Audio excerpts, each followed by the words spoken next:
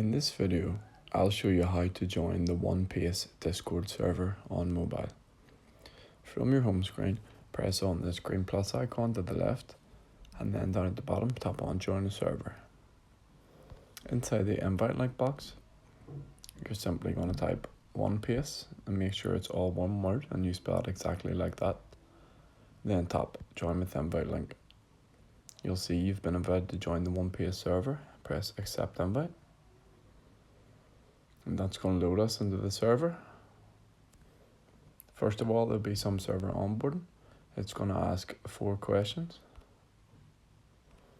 The first one is, do you want to be notified? And the second one is, do you want to be pinged for editing streams? So you can choose to answer these questions however you want. Every one will be different. And you need to read and agree to the server rules.